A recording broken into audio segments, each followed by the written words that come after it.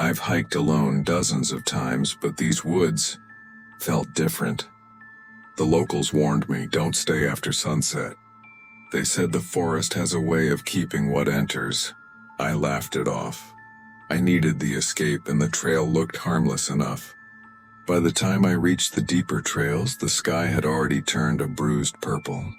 The trees were impossibly tall, their trunks dark and slick like wet stone. Even the wind felt muffled, as though the forest swallowed every sound. I decided to head back. That's when I realized the trail was gone. No path, no footprints. Only endless rows of identical black pines stretching in every direction. My chest tightened. I pulled out my phone, no signal.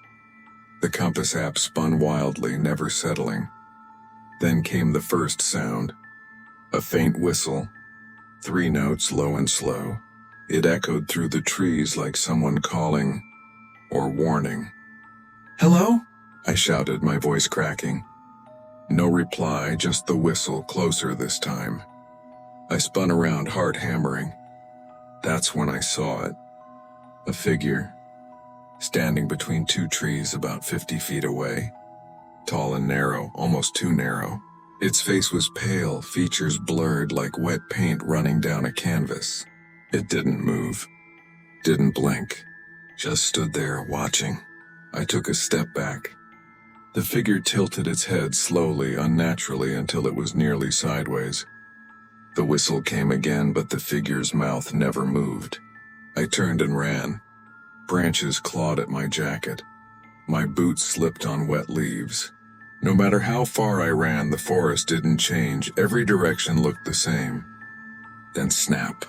A branch broke directly behind me. I whipped around. The figure was closer now. No footsteps. No sound of movement. It was just there. Its head twitched violently as though trying to stay upright, but it never stopped watching me. I screamed and sprinted. My lungs burned. My legs felt like lead. Another whistle. This time it came from ahead of me. I skidded to a stop.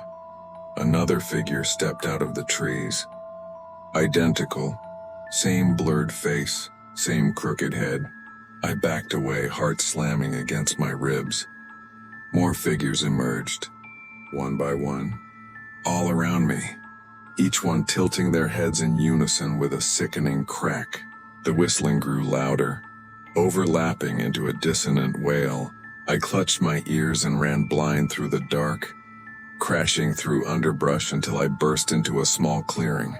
There, an old wooden cabin. Its windows glowed with a faint yellow light. I didn't hesitate. I ran to the door and shoved it open. Inside, silence. The air smelled of damp earth and pine sap. A single candle flickered on a table. And next to it, a map of the woods. My name was written across it in thick black ink. Underneath, a note.